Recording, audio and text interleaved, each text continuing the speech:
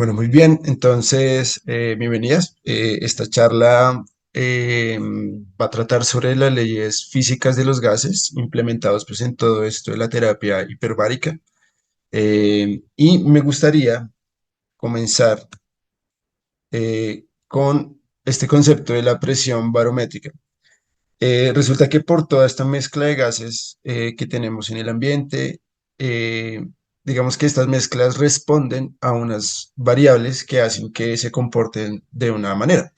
Esas variables que vamos a ir revisando pues en básicamente toda la charla es básicamente la presión.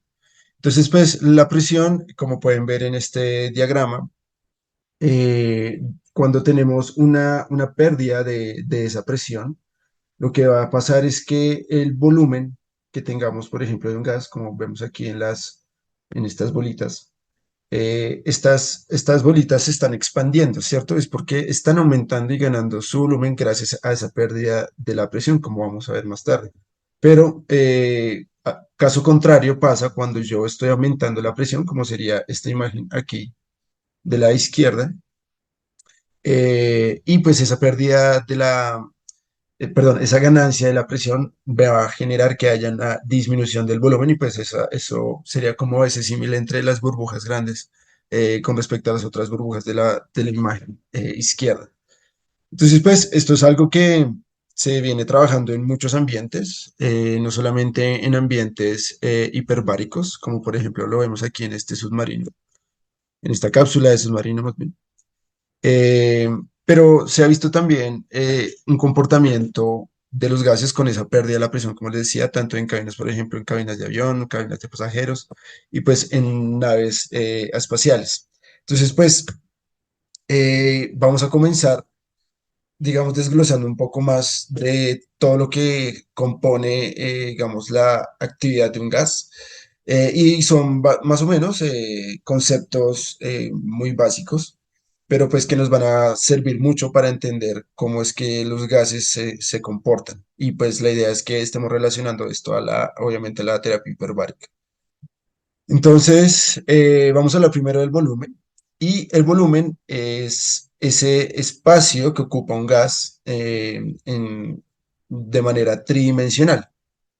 Entonces, pues, diferente, por ejemplo, a los líquidos o los sólidos, pues los gases se comportan, como les he nombrado, de forma diferente, conforme, digamos, pues su temperatura o la presión se ve afectada. Y eso hace que sus volúmenes, pues, no sean constantes todo el tiempo, como lo haría en un sólido o un gas, en un sólido o un líquido, disculpen, sino que se puede comportar expandiéndose o retrayéndose conforme se ve afectado por la temperatura o la presión.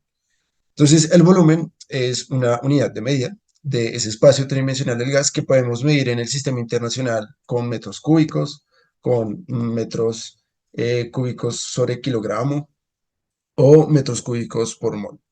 Indistintamente la unidad que se maneje, pues lo que hay que entender es que son unidades tridimensionales, unidades métricas tridimensionales, que pues hablan de esa ocupación en todo el espacio de ese gas. La otra variable que tenemos que tener en cuenta es la temperatura.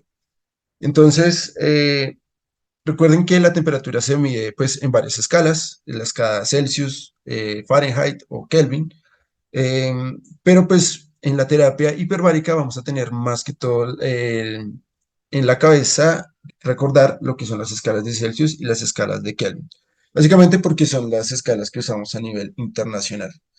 Y hablando de la temperatura y cómo medimos estas escalas, pues recordemos que la temperatura responde a lo que son los cambios del calor.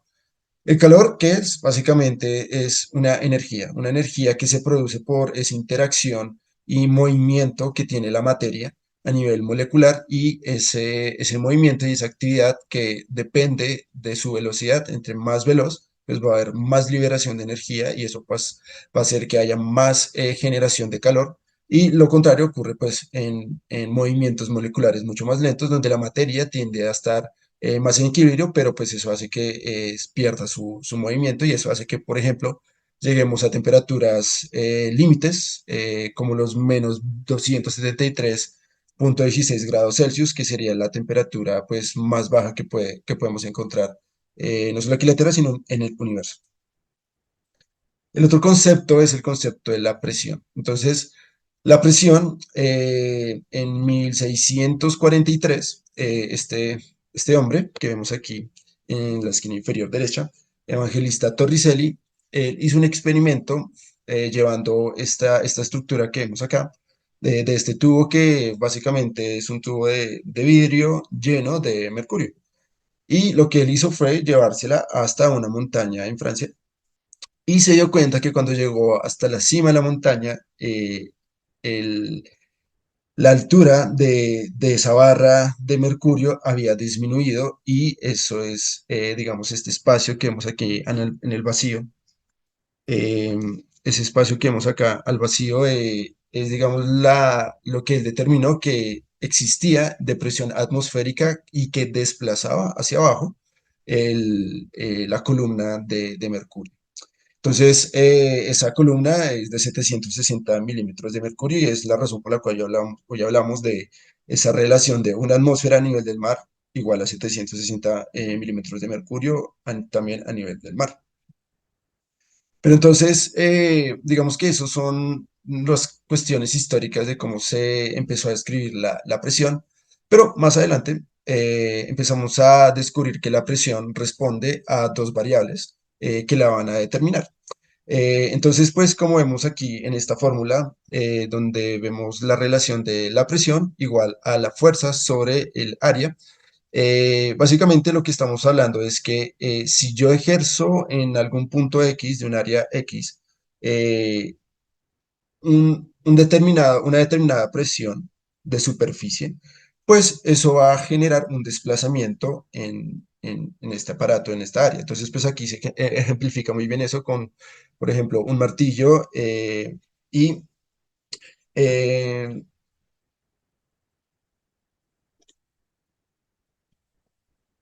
disculpen. Bueno, entonces estamos ejemplificando en la imagen como el martillo cuando le da la puntilla, pues esa puntilla cuando se clava pues va a generar un desplazamiento de la superficie, pero porque se genera una presión en un punto en específico. Entonces pues eso habla de que entre menor superficie, ¿cierto? Tal vez la presión se va a concentrar mucho más y eso va a generar que se aumente la presión. Entonces, aquí les traigo un barómetro muy similar al que tenemos en las cámaras hiperbáricas y vemos cómo este pues se está midiendo en unidades de PSI, ¿no? Resulta que la fuerza, digamos, la presión, perdón, la forma de medirlo más comúnmente es en kilopascales. Pero pues aquí les traje la relación de un kilopascal sería igual a 0,14 PSI. Entonces, por ejemplo, hacemos terapias hiperbáricas de 2 atmósferas, ¿cierto? Que son 14,7 PSI. Miren toda la fuerza que se está ejerciendo sobre una superficie para por lo menos alcanzar el kilopascal o el PSI, perdón, tendríamos que aumentar unas 10 veces las unidades de los PSI para poder alcanzar por lo menos el primer PSI de presión de ese gas. Entonces, pues, ese concepto es interesante porque, pues, digamos que a uno le dibuja un poco en la mente todas las cantidades que se está necesitando de oxígeno para poder generar esa presión adecuada dentro de una cámara hiperbárica. El otro concepto es la densidad y bueno, la densidad es básicamente la relación entre la masa y el volumen. Entonces, la masa y el volumen se ven afectadas también por la temperatura y por la presión. Un ejemplo es que, es que a una temperatura y presión normal, el volumen del oxígeno es de 22,4 litros. Entonces, si yo quisiera, digamos, hallar la densidad del oxígeno, pues usando la masa y el volumen, entonces sabemos que el volumen es de 22,4 litros y el peso molecular de gramo del oxígeno es de 32 y esa relación nos habla de que la densidad del oxígeno es de 1,43. Entonces, miren que es una densidad realmente muy bajita comparado con otros gases y esa es la razón por la cual, digamos, el oxígeno tiene esa propiedad tan buena de expandirse y también de difundirse por todo el ambiente debido a que densidad, porque su masa no es tan grande, pues le ayuda a desplazarse mucho más y eso pues pasa o se ve repercutido por los gases que estamos repartiendo en el cuerpo y eso hace que sea más fácil la entrega de ese oxígeno a los tejidos. El otro concepto que vamos a hablar es el del concepto de la humedad. Entonces, la humedad es básicamente el vapor de agua. El vapor de agua que está en el aire disuelto y, adivinen, pues también está siendo regulado por la temperatura. Entonces, por ejemplo, si yo tengo un ambiente cerrado donde la temperatura de un gas se ve afectada, probablemente si yo aumento esa temperatura, pues la evaporación de ese líquido vaya a tender a aumentar y pues eso hace que la capacidad de la atmósfera para contener todo ese vapor de agua se vea afectada y probablemente también aumente. Y pues en la atmósfera vemos que esto es bastante cierto porque, por ejemplo, en las 5 capas de la atmósfera, una de esas capas, que es la estratosfera, tiende a disminuir bastante su temperatura. Es una relación de 2 grados Celsius por cada 1000 pies de alturas que se asciende, se pierde esos 2 grados y eso hace que varíe mucho y pues eso también impacta en los vapores de agua. Entonces, pues aquí vemos un ejemplo de cómo esto puede jugar en la distribución de ese volumen de gas. Y, por ejemplo, si yo tuviera un contenido de agua que se mantiene constante, que sería la primera imagen acá, y la temperatura de repente yo la aumento, pues la humedad relativa de este ambiente se va a mantener igual. ¿Por qué? Porque estoy manteniendo las mismas cantidades, digamos, de agua que voy a disolver en el mismo espacio.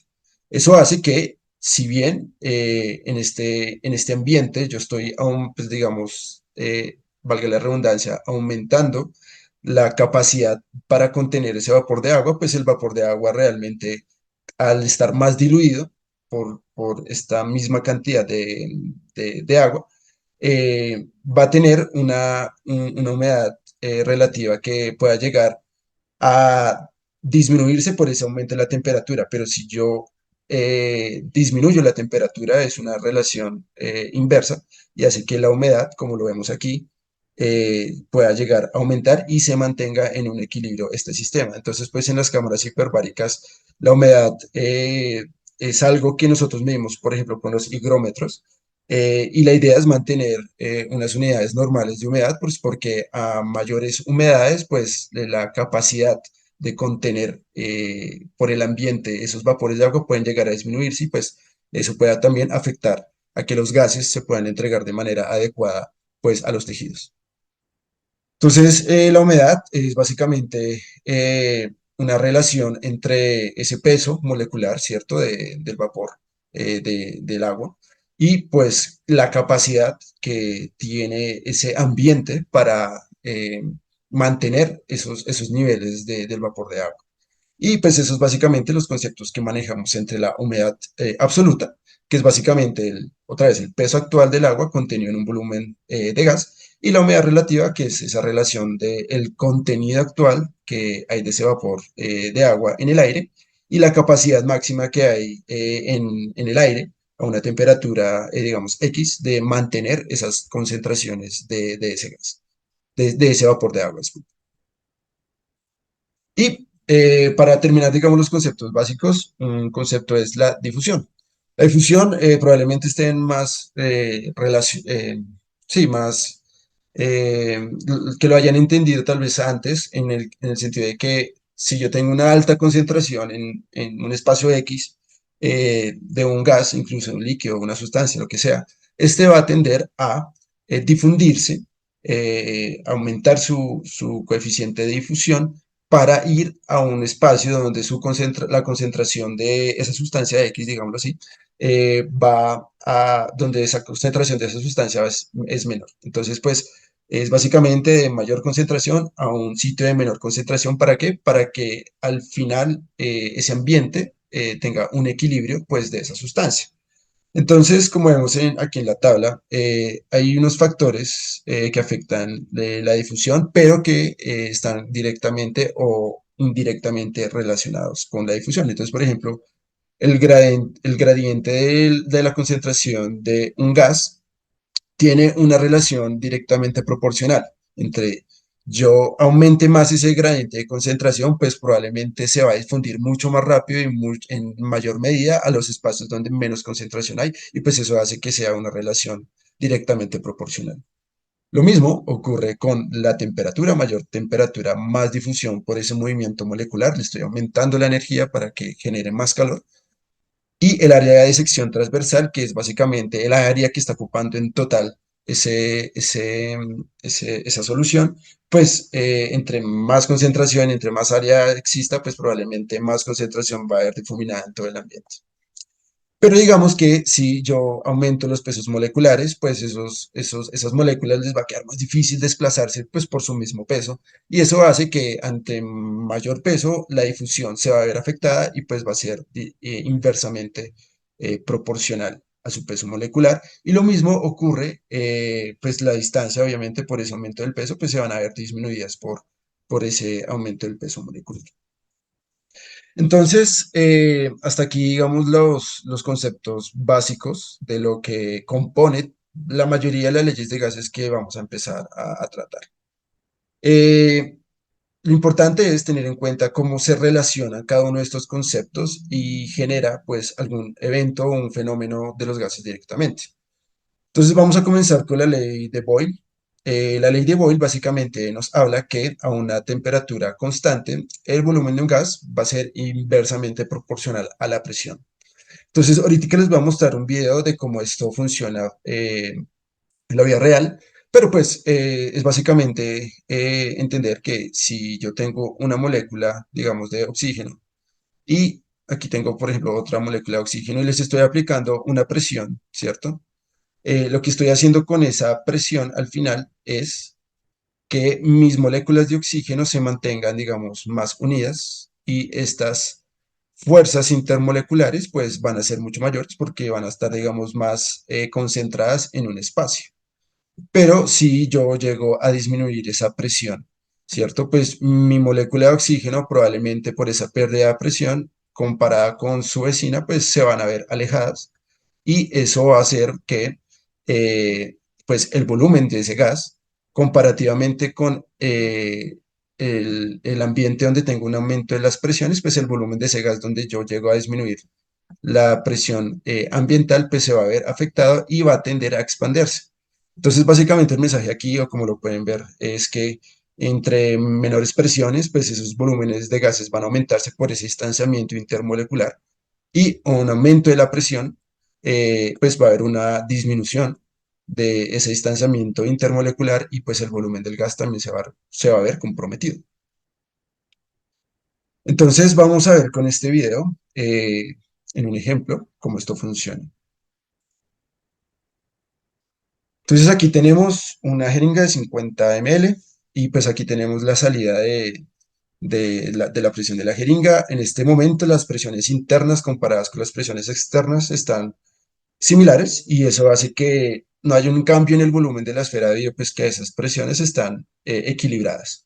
Pero ahora vamos a ocluir el agujero de salida y miren cómo las presiones internas empiezan a aumentar tanto que el volumen se empieza a concentrar y hace un cambio notorio en la esfera que tenemos adentro con el gas de aire que se está comprimiendo. Si yo descomprimo eso de manera súbita o liberamos la presión interna para que se equilibre con la presión externa, van a ver cómo ese gas se expande completamente, casi que de inmediato ocurre ese fenómeno. Y pues ahí tenemos la ley de Boyle actuando. Entonces, en un paciente de cámara hiperbárica, en donde yo le estoy aumentando las presiones, eso es lo que está pasando con sus gases cuando yo comprimo muy rápido o descomprimo muy rápido. Súbitamente hay esos cambios en los gases lo sienten por leyes físicas y hacen que se concentren o se expandan esos gases de una forma a veces deleteria para el paciente y pues que puede ser peligrosa. Entonces, por ejemplo, si yo tuviera un hemotórax de 40 mililitros, el aumento del volumen puede llegar a ser de un 16% si yo tomara a esa persona desde el nivel del mar y la llevara a aproximadamente 5.000 pies, por ejemplo, en una ambulancia aérea, que pues a veces puede pasar. se le estalló una bula a nuestro paciente y pues se llevan, no había reporte, pero pues los síntomas tal vez fueron sugestivos durante el traslado y pues probablemente haya sido esa expansión del gas eh, a nivel de la caja torácica que pues eh, enfermó más a nuestro paciente. Entonces, pues se estima, por ejemplo, que un volumen cerrado de gas, como por ejemplo en una bula, que es nuestro ejemplo, puede expandirse hasta un 30% al ascender desde el nivel del mar a una altura de los 8.200 pies, que eso es más o menos lo que está presurizado en una cabina de avión. Entonces, miren cómo tenemos un cambio del 30% en una presión de cabina a 8.000 pies, como un vuelo comercial no más por esa altura. Entonces, pues es algo que vale la pena valorar y lo mismo está ocurriendo cuando está aumentándose las presiones, pues ese aumento del gas pues va a ser más concentrado y el volumen pues mucho menor. Entonces, pues eso se puede entender un poco más con esta tabla, donde pues aquí tenemos la altura en pies. Más o menos como referencia a los 8.000 pies es prácticamente la altura de Bogotá, que es a 2.600 metros sobre el nivel del mar. Y miren cómo las presiones barométricas se van disminuyendo conforme yo voy aumentando pues la altura. Y lo mismo pasa con el oxígeno, ¿no? El oxígeno por esa presión, perder la presión y esa expansión del volumen, pues el oxígeno efectivo que yo voy teniendo a nivel de mi circulación es de 11.8, 9.4 en los 20.000 pies. Y pues eso es claramente una respuesta a esto, las presiones parciales de oxígeno que también se están disminuyendo. Entonces miren cómo la pérdida de presión o aumento o disminución del volumen van a impactar directamente en esas presiones parciales de oxígeno que el paciente lo va a sentir. Pero pues lo mismo, como les comento, pasa cuando yo estoy aumentando estas presiones, incluso puedo aumentar este numerito 2 a 3 veces más con las atmósferas que le estoy metiendo a mi paciente y pues eso va a mejorar el oxígeno efectivo que le va a llegar al tejido de mi paciente.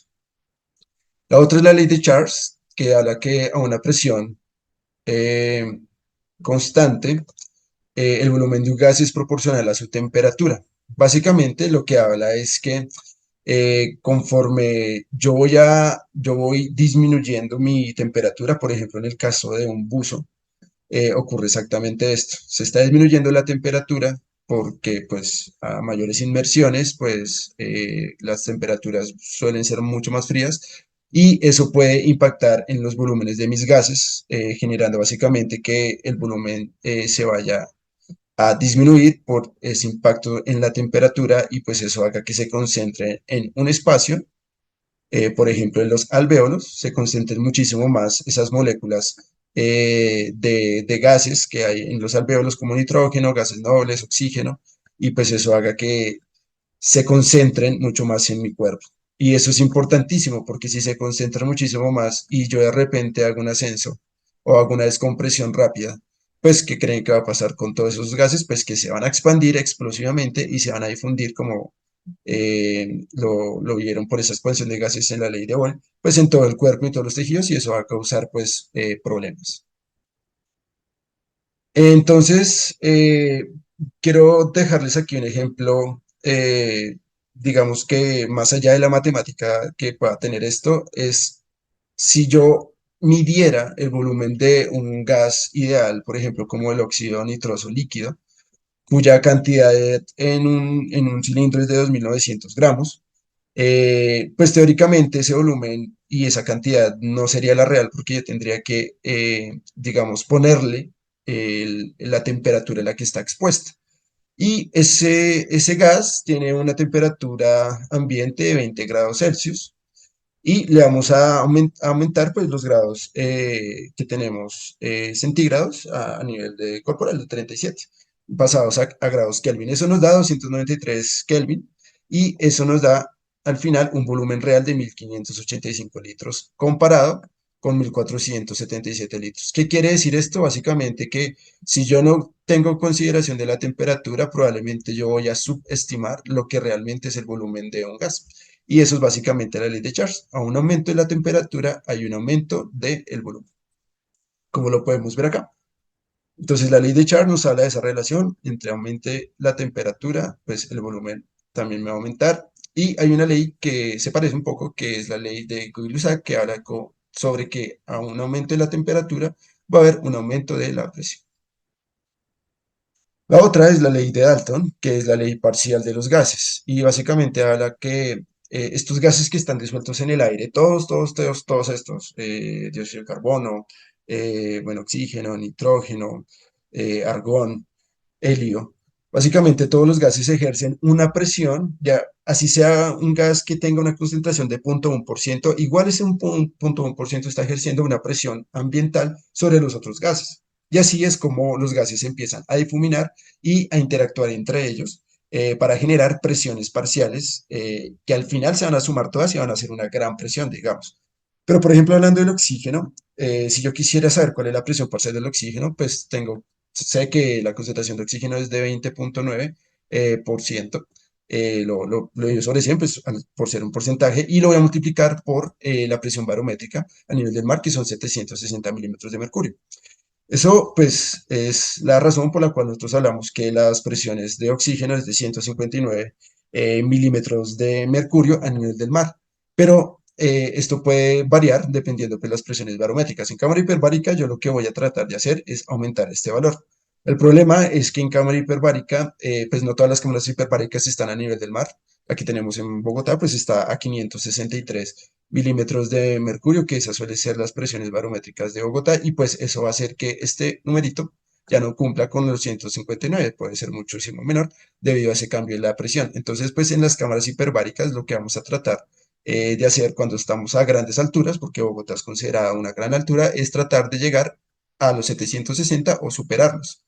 Las cámaras que están en la costa probablemente puedan superar este número mucho más fácilmente, porque las presiones absolutas, que ahorita vamos a hablar un poco más de ellas, pues hacen que se sumen esas presiones internas del cilindro, digamos, y las presiones ambientales. Si yo tengo una presión a nivel del mar, pues va a ser mucho más fácil alcanzar las presiones atmosféricas que yo quiero dentro de la cámara.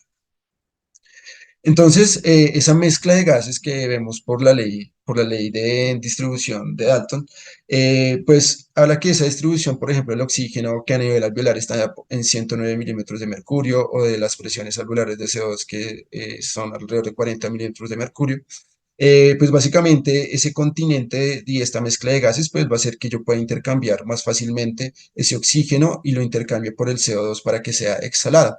Pero al mismo tiempo está ocurriendo que si yo estoy aumentando las presiones, pues no solamente estoy concentrando el oxígeno y estoy exhalando más CO2, sino que además estoy concentrando los gases que con más porcentaje se encuentran en mi cuerpo, que en este caso es el nitrógeno, ¿no? El nitrógeno a 78,2%, si no estoy mal, de concentración atmosférica, pues se va a concentrar muchísimo más por ese aumento de la presión, que lo que va a hacer es que va a generar una concentración o mayor cantidad de moléculas de gas que se puedan difundir en la pared alveolar, y eso genera una mayor concentración en la circulación pulmonar.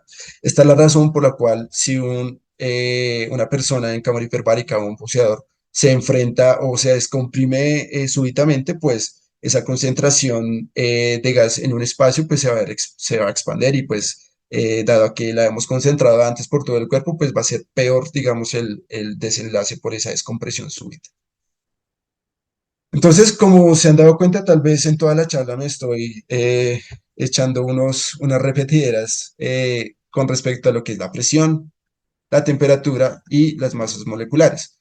Y es por eso que yo hago tanto énfasis en estas tres cosas, porque son las que me hablan sobre la ley universal de los gases, que básicamente es la ley que me explica por qué todas estas variables, digamos, que conviven entre ellas y hacen que pueda funcionar esa relación entre la presión, la temperatura y la masa, pues, molecular de mi gas, generando pues la ley ideal de los gases para yo entender cómo ese equilibrio me va a beneficiar o no. Entonces, básicamente, la ley ideales de los gases se basa en los principios de que existan unas iguales condiciones de los gases a una temperatura constante y una presión pues constante, que contenga el mismo número de moléculas en esa dilución, perdón. Eh, Por ejemplo, habíamos hablado que el volumen de un gas ideal de oxígeno es de aproximadamente 22,4 litros.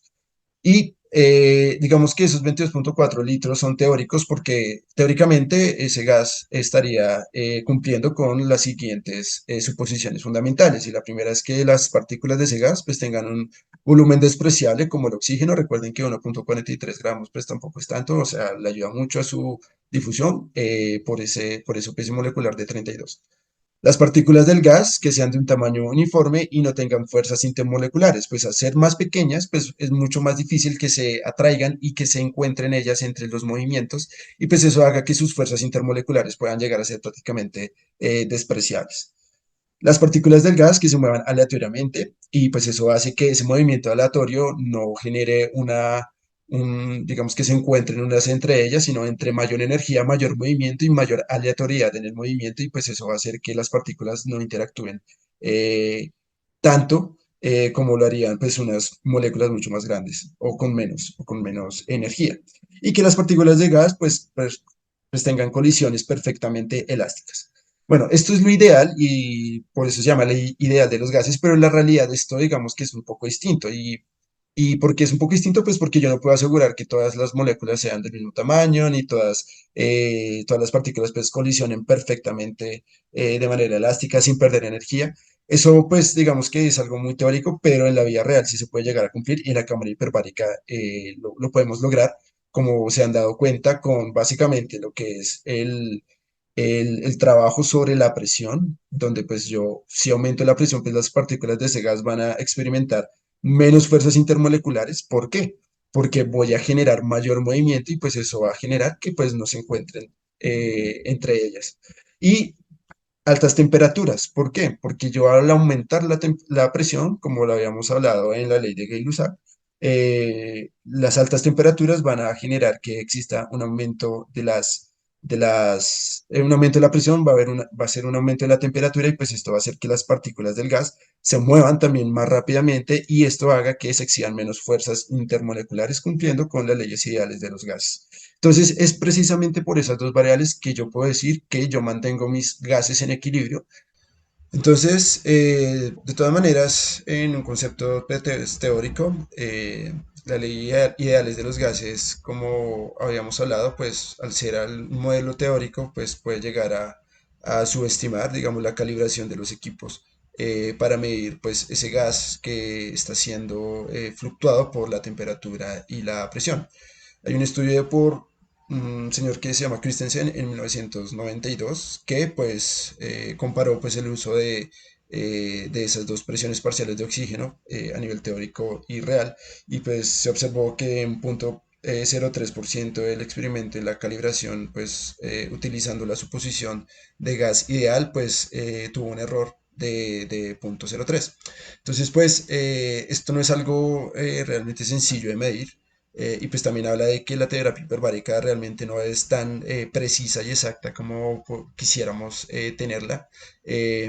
Pero pues eso habla de que debido a esas diferencias que yo pueda tener en la maleabilidad de un gas que, como habíamos hablado en el inicio, puede tener diferentes volúmenes comparado con los sólidos o los líquidos, los gases pues se comportan de forma más dinámica, pues eso hace que tengamos que entender la terapia hiperbárica como algo que es completamente dinámico y que pues puede tener ciertos errores porque las presiones y los volúmenes pues verdaderamente dependen también de otras variables, como por ejemplo esas fuerzas intermoleculares que les hablo, pues, y dependiendo también del continente o del ambiente en donde esté.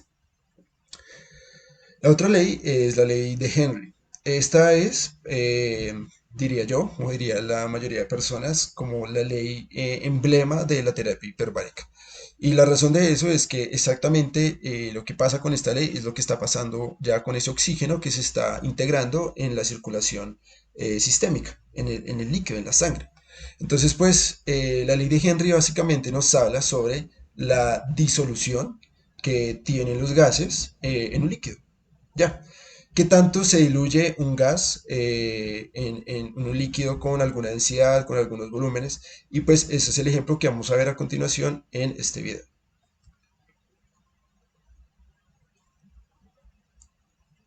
Entonces aquí vemos en un gasificador la boquilla de eyección de un gas en un ambiente cerrado. La botella pues está completamente cerrada con una presión interna del ambiente y vamos a ver ahorita cómo vamos a inyectar gas en este líquido que es agua. El gas se va a disolver gracias a ese aumento de la presión. Otra vez, digamos, decimos que es un ambiente completamente cerrado y ese aumento de la presión, miren cómo hace que ni siquiera vaya a tener yo burbujas, pues porque no se está generando ningún a expansión de ese gas por verde de la presión, porque la presión atmosférica con la presión del gas disuelto en el líquido son completamente normales o equilibradas. Pero cuando yo abro la botella, expongo las presiones a las presiones ambientales, eso hace que se descomprima el gas. ¿Listo? Y eso produce una expansión del gas y las burbujas que estamos viendo. Lo que ocurre en una gaseosa, básicamente. Llevémoslo a la terapia hiperbárica y en la terapia hiperbárica yo lo que estoy haciendo es que aumentar la presión para que se diluya el oxígeno libre en la sangre y pues ese aumento del oxígeno libre en la sangre pues pueda llegar hasta los tejidos. Eso solo puede ocurrir si el líquido tiene la capacidad de solubilizar el oxígeno, cosa que realmente sucede. Pero si yo llego a disminuir o descomprimir rápidamente a esa persona, pues esa expansión de los gases, como veíamos en el ejemplo de las burbujas, pues va a ser más notoria y vamos a poner gaseoso a nuestro paciente. Entonces, la solubilidad de un gas, digamos que es determinado por el líquido y qué presión hay de ese gas sobre ese líquido y qué tensión hay sobre ese gas sobre ese líquido. Si yo tengo las presiones y las tensiones equilibradas o iguales a la solubilización de ese líquido para ese gas, probablemente vaya a tener una masa gaseosa de mi líquido que va a tener unas concentraciones equilibradas porque las presiones y las tensiones son iguales entre el líquido y el gas.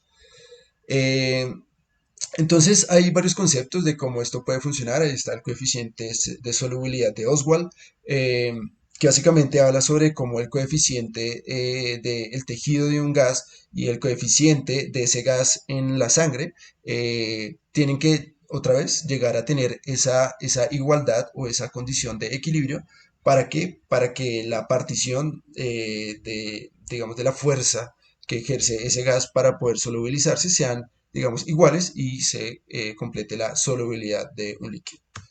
En este gráfico, por ejemplo, hablando de las concentraciones mínimas alveolares de esos gases, vemos, por ejemplo, en el nitrógeno, como el coeficiente de partición a una temperatura, digamos, normal de 37 grados Celsius, el coeficiente de partición del nitrógeno es bastante alto en su concentración alveolar, pero bastante bajo para su coeficiente de oleosidad. Entonces, básicamente, ¿qué es esto?